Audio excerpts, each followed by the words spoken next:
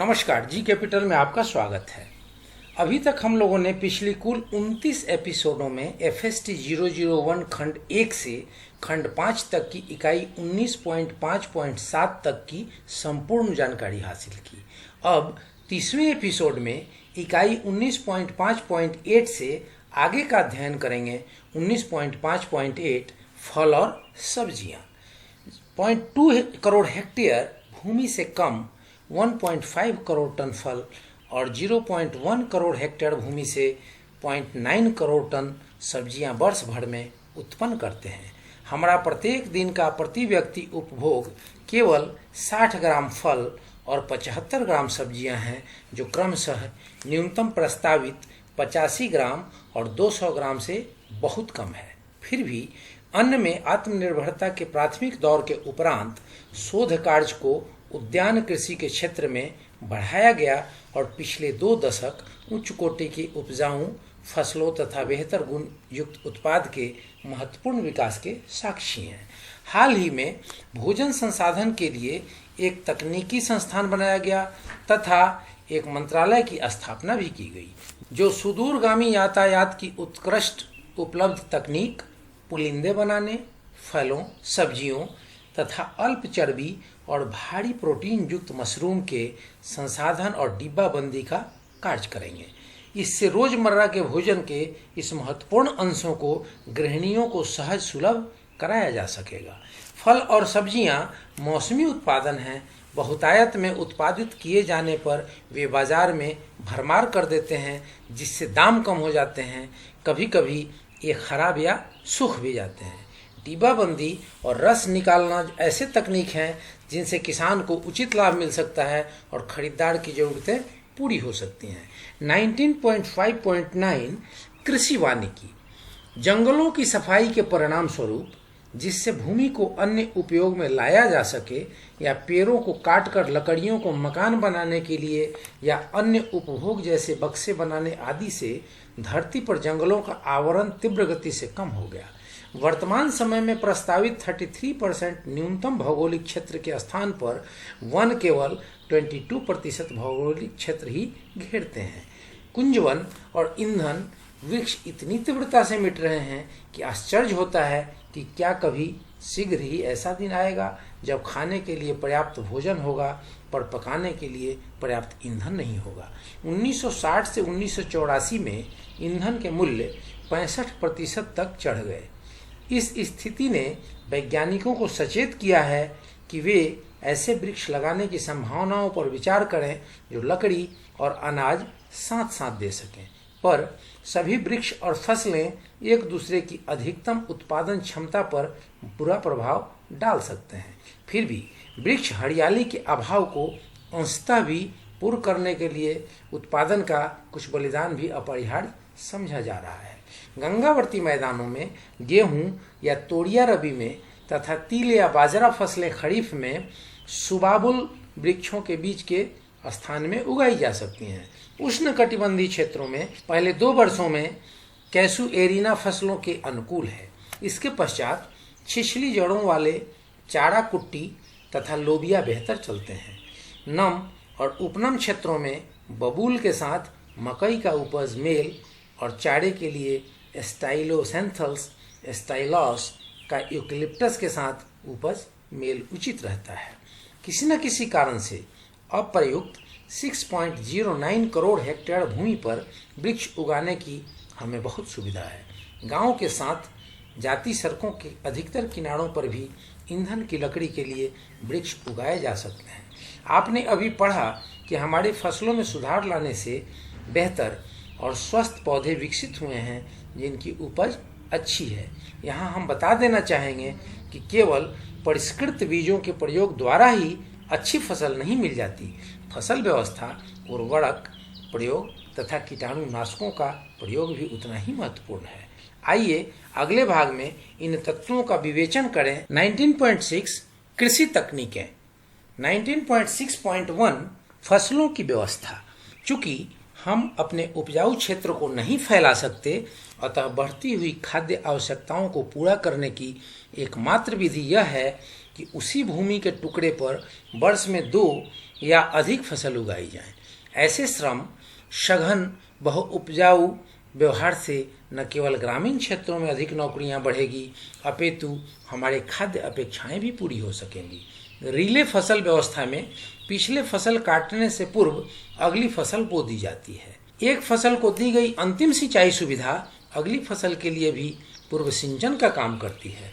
इससे जल का बचाव होता है। मिश्रित उपज में चना और सरसों जैसी अनुकूल उपज गेहूं के साथ मिश्रित की जा सकती है। अरहर, मूंग, मूंगफली, सोयाबीन तथा लोबिया, ज्वार, मकई, गन्ना तथा कपास की पंक्तियों के मध्य रोपे जा सकते हैं। वैज्ञानिक प्रस्तावनाओं के अनुरूप ऐसी अंतरफसलीय व्यवस्था से उच्च उत्पादन तो होता ही है तथा अधिक व्यवसाय सुविधाएं भी उत्पन्न होती हैं। 19.6.2 उर्वरकों का निवेश। नाइट्रोजन, फास्फोरस तथा पोटेशियम वे पोषक हैं जिनकी पौधों को आवश्यकता पड़ती है। इसके अतिरिक्त स्वस्थ विकास के लिए पौधों को कम मात्रा में जिंक, लोहा, मैंगनीज, बोरोन, माल्डिब्डेन तथा कोबाल्ट की भी आवश्यकता पड़ती है। इनमें से किसी भी तत्व का अभाव अन्य सभी पोषक पर्याप्त मात्रा में उपलब्ध होने पर भी उपज को कम कर देता है। साथ ही इन पोषकों की अतिशय उपस्थिति भी पौधों के लिए विषाक्त हो जाती है। अनाज को फास्फोरस और पोटास से अधिक नाइट्रोजन चाहिए, परंतु दालें जिनकी जड़ ग्रंथिकाएं बैक्टीरिया को शरण देती हैं, जो वातावरण को सीधे नाइट्रोजन लेते हैं, उन्हें केवल फास्फोरस की ही पर्याप्त मात्रा चाहिए। जैसा पहले कहा जा चुका है कि पोषकों की आवश्यकता न केवल फसलों में बल्कि मिट्टी के किस्मों में भी अलग अलग होती हैं। अतः यह आवश्यक है कि मिट्टी का परीक्षण किया जाए और फसलों की आवश्यकता अनुसार पोषकों की मात्रा को डाला जाए। व्यावसायिक रूप से उपलब्ध उर्वरक मिश्रण जैसे नाइट्रोजन, फास्फोरस और पोटेशियम उर्वरक मिश्रणों की 120:60:60 की दर में सामान्यतः प्रयुक्ति प्रायः बहुत व्यर्थ होती है और फसल को घटा भी सकती है। उर्वरक प्रयोग का समय तथा गहराई भी महत्वपूर्ण है। शोध कार्य से सिद्ध हुआ है कि जल उपलब्धि होने पर अधिकांश कृषक अपनी फसलों का अतिसिंचन कर देते हैं। परिणामतः न केवल पानी व्यर्थ होता है अपितु फसल भी बिगड़ जाती है। अतः अनुकूल फसल प्राप्ति के लिए फसल किस्मों के साथ ही फसल व्यवस्था का भी महत्व है। 19.6.3 फसल संरक्षण।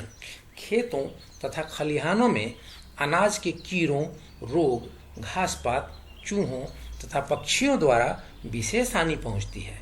मनुष्य के अस्तित्व से भी पूर्व से ये विद्यमान थे। उन्हें निरोधक रीतियों के विकास से अथवा प्रभावकारी कीटाणु निवारकों के प्रयोग से पूरी तरह हटाना संभव नहीं, क्योंकि ये कीड़े संघर्षशील हैं और इंसान द्वारा अपने मिटाने के प्रयत्नों का उन्होंने कड़ा मुकाबला किया है।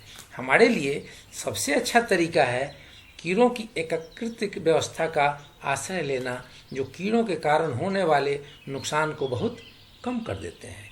कीड़ों की एकीकृत व्यवस्था तभी प्रभावशाली होगी जब हम कीटाणुओं की वृद्धि जहाँ अधिक हो ऐसे इलाकों में निरोधक किस्मों का विकास करें और यह निश्चित करें कि क्रमवार लगी हुई फसलों में एक ही जैसे कीड़े तो नहीं लगते। जैविक नियंत्रण का आश्रय लें। दूसरे शब्दों में कीड़ों पर आक्रमण करने वाले प्राकृतिक शत्रुओं को छूट दें। कीट निवारक औषधियों का आवश्यकता अनुसार प्रयोग तभी करें जब कीड़ों की संख्या परम सीमा तक पहुंच चुकी हो। संपूर्ण गांव या खंड में कीड़ों पर नियंत्रण के लिए संवर्गीय सहकारी कदम उठाएं। कीड़ों के विरुद्ध युद्ध इतना लंबा खींचने वाला और कठिन है कि किसान प्रायः थोड़े थोड़े अंतर पर बहुत भारी मात्रा में कीड़ा निवारक औषधियों का प्रयोग कर देते हैं। यह एक खतरनाक प्रक्रिया है। निवारक औषधियों की अतिशय मात्रा हानिकारक अवशेष छोड़ जाती है, जो प्रत्यक्षतः अथवा उपयोग किए गए कृषि उत्पादों के माध्यम से या पौधों पर जीवित पशुओं के दुग्ध के द्वारा मनुष्य के शरीर तक पहुंच जाती हैं। अतः यह आवश्यक है कि रोग निवारक औषधियां हानि रहित प्रस्तावित मात्रा में ही प्रयुक्त की जाएं। 19.7 पशुधन। पशुधन द्वारा हमें दूध, मांस, अंडे, ऊन, चमड़ा और अन्य उत्पाद आदि मिलते हैं। हमारी राष्ट्रीय अर्थव्यवस्था में प्रतिवर्ष इनका योगदान प्रायः 2000 करोड़ रुपए है। व्यवहारतः गांव का प्रत्येक परिवार पालतू पशु रखता है, जो ग्रामीणों की आजीविका और आय का मुख्य साधन है। गाय, बैल, भैंसों, सांडों, भेड़ों, बकरियों, सूअर या मुर्गियों की संख्या प्रायः ग्रामीण परिवार के आर्थिक स्तर की सूचक है। मवेशी हमारे कृषि कर्म और यातायात के लिए शक्ति के मुख्य आधार हैं। हमारे गांवों के छितरे हुए खेतों के कारण खेत यंत्रीकरण केवल हमारी आवश्यकताओं की सीमाओं को ही छू पाता है। सामयिक कार्यों में जब हम कृषि कौशल के परिष्कार में असफल रहते हैं तो उसका मूल कारण ऊर्जा की अपर्याप्तता है। हमारे पशुधन द्वारा प्रदत्त कर्षण शक्ति के अभाव में भारतीय कृषि में रुकाव आ जाएगा। आज भारत के पास करीब 18.5 करोड़ पशु, 6.1 करोड़ भैंसें, 4.5 करोड़ भेड़ें, 9.7 करोड़ बकरियां, 0.1 करोड़ घोड़े और टट्टू, 0.1 करोड़ ऊंट, 0.1 करोड़ अन्य मवेशी तथा 15.6 करोड़ कुक्कुट, मुर्गे, बत्तख, बटेर, तीतर, चिड़िया इत्यादि हैं। 1984-85 में उन्होंने 4 करोड़ टन दूध, 1.3 करोड़ अंडे, 3.9 करोड़ किलो ऊन और 9,58,000 मीट्रिक टन मांस उत्पादित किया। 19.7.1 मवेशी। कुबड़ वाले जेबू मवेशी भारत मूल के हैं। भारतीय मूल का ब्रह्म बैल भी एक मजबूत रोग निरोधक पशु है, जिसका वजन तीव्रता से बढ़ता है। पश्चिम में गाय की उन नस्लों जो मांस के लिए उपयोग में लाए जाते हैं कि प्रजनन के लिए इसकी भारी मांग है। मवेशी में कुबर रहित बैलों की जाति सामान्यतः यूरोप मूल की समझी जाती है, पर हमारे पास प्रमाण है कि कुबर रहित मवेशी भारत में हड़प्पा युग में भी पालतू पशु के रूप में थे। आज हमारे पास अनेक अच्छी दुधारू, भारवाही और दोनों ही उद्देश्य सिद्ध करने वाली नस्लें हैं। गीर, सहीवाल और लाल सिंधी तथा दियोनी हमारी दुधारू नस्लें हैं। भारवाही नस्लों में नागरी, कंकथ, मालवी, हलिकार, अमृतमहल, खिलाड़ी, कगयम, पवार और श्री हैं। प्रमुख द्विउद्देशीय नस्लों में से हैं हरियाणा, दंज, रेवती, ओंगोल और थापकर। इसके अतिरिक्त संसार की तटीय भैंसों में से सर्वश्रेष्ठ भारत में है। इनमें से कुछ जैसे सुरही, मेहसाना, जफराबादी, सूरती और नीली रावी को अन्य देशों द्वारा अपनी आवश्यकता अनुसार पशु विकास के लिए आयात किया जाता है। दलदली भैंसें, जो दक्षिण पूर्वी एशियाइयों में आम है, हमारे देश के तटीय और दलदली इलाकों में बहुतायत पाई जाती है। चूँकि उनका दुग्ध प्रदेय कम है, उनका प्रयोग श्रमिक पशुओं के रूप में ऐसे दलदली इलाकों में किया जाता है जहां मवेशी अनुकूल नहीं है। दुग्ध उत्पादन भारतीय अर्थव्यवस्था ग्राम निर्भर है। सुदूर यातायात और दुग्ध के लिए बाजारी सुविधाओं के अभाव में सदियों पूर्व डेयरी पशुओं का चुनाव मात्र पारिवारिक आवश्यकताओं के लिए दुग्ध उत्पादन संबंधी उनकी योग्यता पर आधारित था। परिणाम स्वरूप हमारे दुधारू पशुओं में से सर्वश्रेष्ठ भी यूरोप में अपनी सजातियों से चौथाई ही दूध दे पाते हैं, जबकि भारतीय मवेशी अधिक सबल और रोग निरोधक हैं। आज देश के पास 5 लाख से कम ही अच्छी डेयरी गायें हैं और करीब 2.5 करोड़ भैंसें हैं, जो प्रति प्रसूति के पश्चात 1000 से 1500 लीटर तक औसत दूध देती हैं।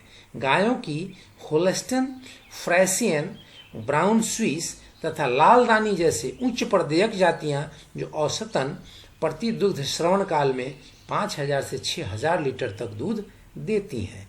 जर्सी गायें, जो प्रति दुग्ध श्रवण काल में औसतन 4000 लीटर दूध देती हैं, आयात की गई और संकरण कार्यक्रमों में प्रयुक्त की गई। दुग्ध श्रवण काल बछड़े के जन्म के पश्चात दूध श्रवण काल उनके प्रजनक, जो औसतन 3000 लीटर दूध देते हैं, उत्पन्न कर लिए गए हैं। फिर भी इनमें से कुछ संकरण ग्रामीण कृषकों के लिए उपादेय नहीं हो सकते, क्योंकि वे उनके पर्याप्त भोजन तथा स्वास्थ्य की देखभाल की समुचित व्यवस्था नहीं कर सकते। 19.7.2 भेड़ और बकरियां। भारत में भेड़ और बकरियों में होने वाली आय ऐसे क्षेत्रों में रहने वाले 1.2 से 1.5 करोड़ लोगों का पालन पोषण करती हैं जहां कृषि गतिविधियां कम हैं। अपने छोटे थूथन और फटे हुए ऊपरी होठ के कारण भेड़ उन लघु वनस्पतियों के पत्ते टूंग सकती हैं जो अन्य बड़े पशु नहीं खा पाते।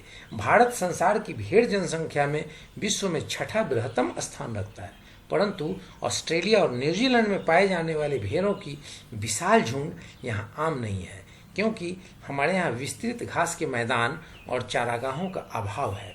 बहुत पोषक होने पर भी मेमने का मांस हमारे यहाँ उतना प्रचलित नहीं जितना कि बकरे का है।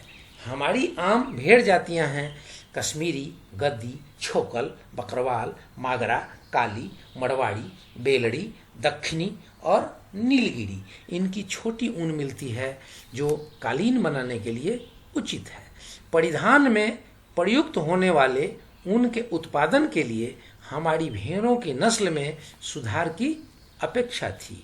इस उद्देश्य पूर्ति के लिए मैरिनो और सफोक नस्लों पर आयात किया गया। बकरी को भारत में गरीब आदमी की गाय समझा जाता है। यह एक सर्वतोमुखी पशु है जिसे सीमावर्ती भूमि पर पालना सरल होता है। सस्ता और संपूर्ण दुग्ध उत्पन्न करने के कारण यूरोप में इसे वेट नर्स की उपाधि दी गई है। इसके दूध में 4.5% वसा होती है जो छोटी गोलिकाओं में सुवाजित होती है और आसानी से पचाई जा सकती है।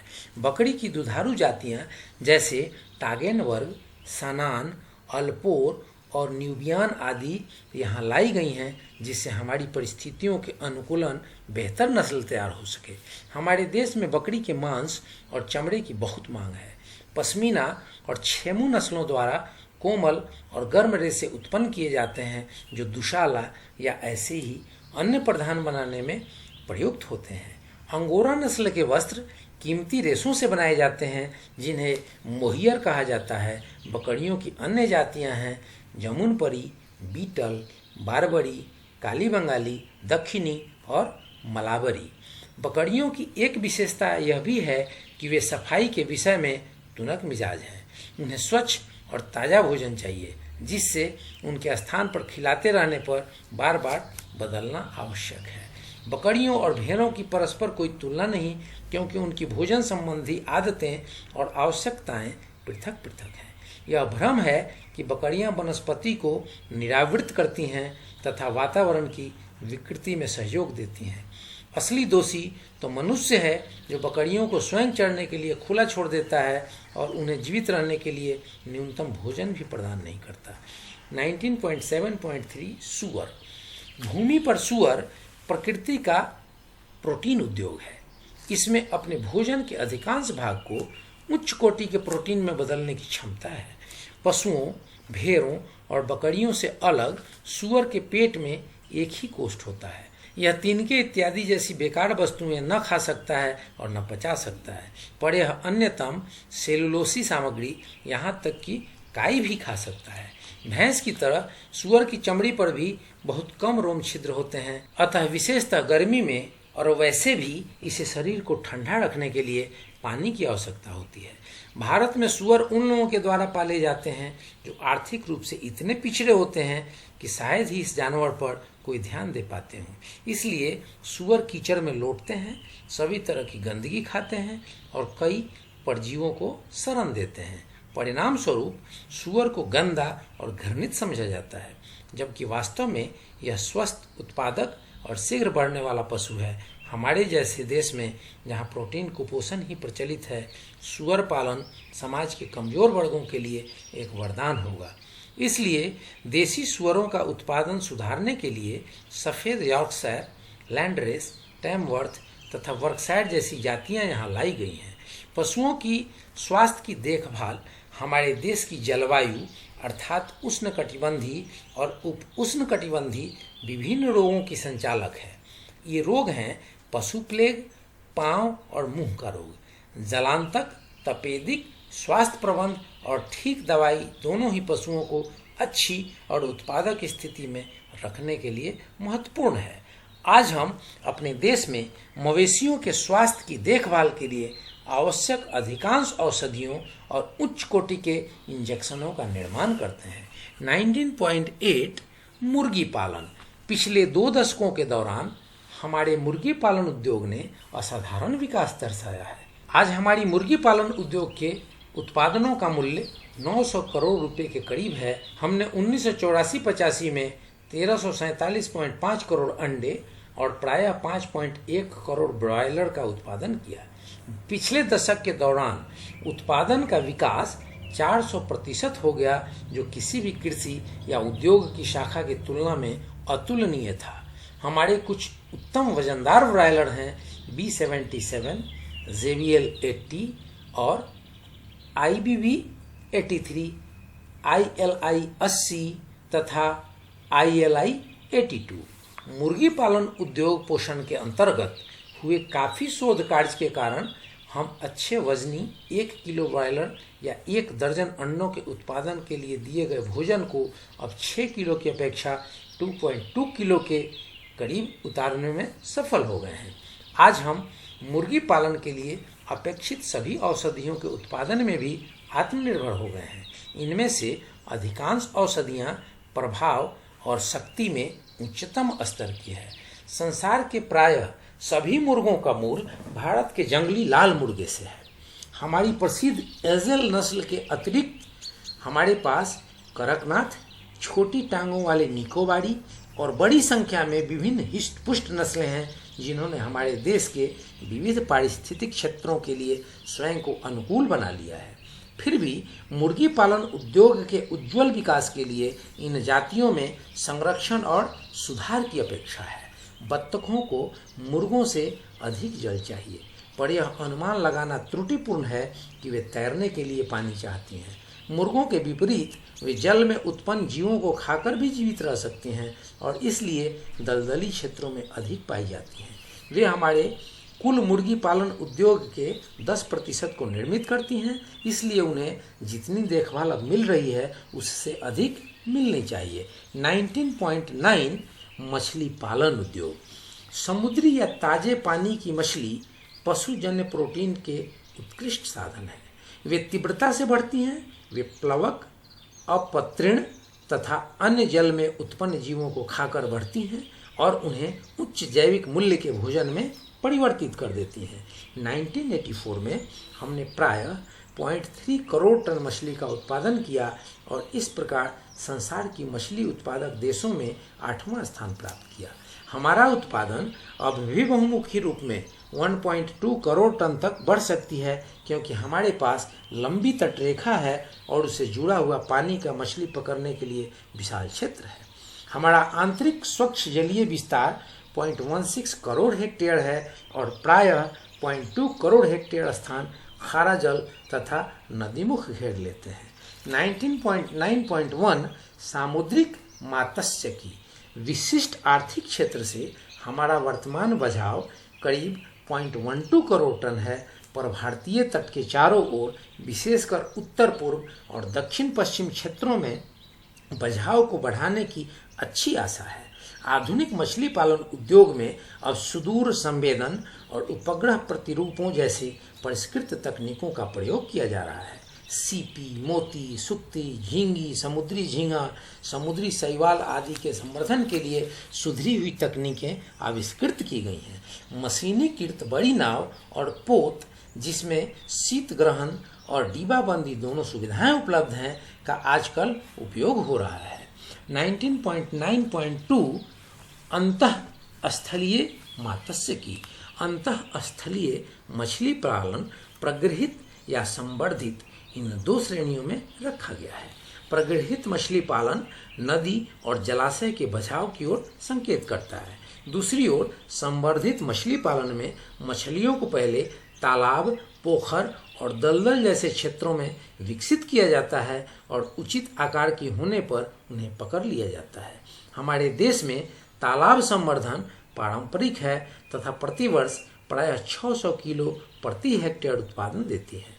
फिर भी यदि तालाबों को ऐसी विभिन्न किस्मों की मछलियों से भरा जाए जो तालाब के निचले, मध्य तथा ऊपरी सतह पर भोजन पाएं, तो मछलियां एक दूसरे से प्रतियोगिता नहीं करेंगी, लेकिन भोजन साधनों का संपूर्ण तालाब में उपयोग कर सकेंगे। इस प्रकार के आचरण को मिश्रित मछली वर्धन भी कहा जाता है। एक वर्ष में प्रति हेक्टेयर 11 टन उत्पादन प्राप्त हो सकता है। यद्यपि एक किसान औसतन ऐसे मिश्रित मछली संवर्धन से 5 टन ही प्राप्त कर पाता है। मछली प्राण, मेढकों, बत्तखों तथा उपयोगी पौधों के संगठित संवर्धन से और अधिक लाभ हो सकता है, क्योंकि वे संपूर्ण तालाब के वातावरण का पूर्ण उपयोग करेंगी। वायु श्वसन करने वाली मछलियों के लिए दलदल तथा परित्यक्त जल अधिक अनुकूल होते हैं, क्योंकि वे प्रतिवर्ष 15 टन प्रति हेक्टेयर की दर से उत्पन्न होती हैं।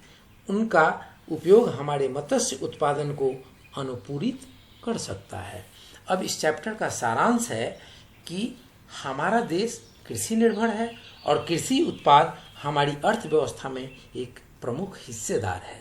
कृषि के लिए फसलों के अपार वैविध्य और पशुधन तथा कृषकों की श्रम शक्ति के निवेश से अतिरिक्त सूरज की रोशनी, मिट्टी और जल मूलभूत साधन है। यदि इनमें से कोई भी तत्व कम हो या बाधित हो तो हमारा कृषि उत्पादन प्रभावित होता है। हमारे यहाँ करीब 20,000 पौधों के प्रकार हैं। अनेक पौधे जो उपयोगी पौधों की सूची में प्रमुख स्थान रखते हैं हमारे देश के अपने नहीं हैं। इनमें से कई विश्व के विभिन्न भागों द्वारा उनका हमारे देश से परिचय कराया गया था। कई आर्थिक महत्व के पौधे सर्वप्रथम भारत में ही उगाए गए। पूर्व समय से अब तक आधुनिक कृषि ने एक लंबा रास्ता तय किया है। हमारे वैज्ञानिकों द्वारा अनेक नई, ऊंची, लाभप्रद तथा बेहतर किस्म की विविध फसलों का निर्माण किया गया है। एक फसल की बढ़िया पैदावार केवल बेहतर और अच्छी उपज वाले बीजों पर ही निर्भर नहीं, अपितु फसल व्यवस्था, उर्वरक, निश्चित समय पर सिंचाई, पौधों के उचित संरक्षण साधन जैसे पुष्य तत्वों के निवेश पर भी निर्भर है। हमारा पशुधन हमारे वैकल्पिक खाद्य साधन तो हैं ही, ऊन, चमड़ा आदि अन्य अनेक उपयोगी उत्पादनों के स्रोत भी हैं। अब हमने मवेशियों की जाति में बहुत सुधार कर लिया है। कुछ नस्लें दूध उत्पादन के लिए हैं, कुछ श्रम और कुछ दोनों कार्यों के लिए, अर्थात दूध देने और श्रम करने के लिए। सुअर पालन जैसे क्षेत्रों में भी अभी भी हमें बहुत ध्यान देने की आवश्यकता है। हमारी मुर्गी पालन उद्योग तेजी से बढ़ता हुआ उद्योग है। कृषि अथवा उद्योग की किसी भी अन्य शाखा की तुलना में पिछले दशक में हुई इसकी प्रगति अतुलनीय है। हमारे देश में हुए गवेषणा कार्य ने बेहतर ब्रायलर नस्ल की उत्पत्ति ने हमें समर्थन किया है। साथ ही अब हम कम खिलाकर भी अधिक वजन युक्त ब्रायलर या अंडे प्राप्त कर सकते हैं। सामुद्रिक और अंतःस्थलीय दोनों ही प्रकार के मछली पालन में विस्तार का व्यापक स्थान है। उसकी पूर्ण संभावना का निष्कासन अभी शेष है। उत्पादन बढ़ाने के लिए आधुनिक तकनीकों का प्रयोग बहुत आवश्यक और बहुत सहायक रहा है। कृषकों को यदि भूमिस्थ मछली पालन के विभिन्न पक्षों के विषय में जानकारी मिले तो वह न केवल उन्हें हमारे साधनों के उत्कृष्ट उपयोग की ओर प्रेरित करेगी, अपितु इस उद्योग के द्वारा अधिक आर्थिक लाभ प्राप्त करने में भी सहायक सिद्ध होगी। अब अंत में पहले कुछ प्रश्नों को देख लें कि कृषि के मूलभूत संसाधनों के बारे में सारांश में लिखिए। तो इस प्रकार के जो भी क्वेश्चन हैं, जो भी बोध प्रश्न हैं, उनको आप लेक्चर में से सुन करके आप उस आंसर शीट को तैयार करें। कृषि के मूलभूत संसाधनों के बारे में सारांश से लिखिए। अब इसके बाद आप देखेंगे कि कुछ प्रश्न हैं कि रिले फसल व्यवस्था और मिश्रित फसल के मुख्य लक्षण लिखिए। उर्वरकों का उपयोग किन बातों को ध्यान में रखकर करना चाहिए? कीट नियंत्रण का अति उत्तम उपाय कौन सा है? वैकल्पिक भोजन के संसाधनों की सूची बनाइए। संक्षिप्त रूप से बताइए कि दूध भोजन के उत्पादन में क्या प्रगति हुई, मछली के उत्पादन में क्या प्रगति हुई, ब्रॉयलर के उत्पत्ति में क्या प्रगति हुई, अंडे के उत्पादन में क्या प्रगति हुई। तो इस प्रकार के सारे बोध प्रश्नों का आंसर आप तैयार कर लें। और इस चैप्टर के अंत में कुछ महत्वपूर्ण जानने वाली बातें ये हैं कि सूर्य का प्रकाश सारे साल यह काफ़ी मात्रा में उपलब्ध है, पर मानसून में बादलों के कारण इसकी कमी हो जाती है। पौधे प्रकाश का ज़्यादा से ज़्यादा उपयोग कर सकते हैं यदि जल, कार्बन डाइऑक्साइड और पोषक सीमित कारक न बन जाए। दूसरा पॉइंट है मृदा। हमारे देश में विभिन्न प्रकार की मृदा पाई जाती है जिसमें विभिन्न प्रकार की फसलें होती हैं। फसल बोने से पहले मृदा के पोषक तत्वों तथा भौतिक लक्षणों का परीक्षण करवा लेना चाहिए। तीसरी बिंदु है जल। हमारी कृषि मानसून वर्षा पर ज़्यादा निर्भर करती है, परंतु वर्षा सारे देश में एक जैसी नहीं होती। वर्षा ऋतु में काफ़ी पानी भूमि के अंदर चला जाता है। ऊपरी परत में रहने वाला पानी पौधों द्वारा उपयोग में लाया जाता है। भूमिगत पानी का उपयोग परीक्षण के बाद ही किया जाना चाहिए, क्योंकि कई बार उसमें लवण की मात्रा होती है और उसका सिंचाई में किया गया प्रयोग मिट्टी को लवण युक्त या क्षार युक्त बना सकता है। तो फ्रेंड्स, ये रही आज की जानकारी और ये रही आज का चैप्टर, और चैप्टर को यहीं समाप्त करते हैं। अब इसके बाद की जो चैप्टर होगी वो होगी इकाई 20 वैज्ञानिक संभावनाएं और सामाजिक वास्तविकताएं। तो इसको हम लोग कवर करेंगे अगले एपिसोड में। तब तक के लिए आपसे हम विदा लेते हैं, और इस इकाई को आप सुने, नोटशीट तैयार करें, अपने एग्ज़ाम की तैयारी के लिए इसको अपने माइंड में उतारें, ताकि 100 में 100 नंबर आपका सिक्योर किया जा सके। तो फ्रेंड्स, इस वीडियो को लाइक करें, शेयर करें, सब्सक्राइब करें और बेल आइकन बटन प्रेस करना ना भूलें, ताकि ये वीडियो सबसे पहले आप तक पहुँचे। जय हिंद, जय भारत।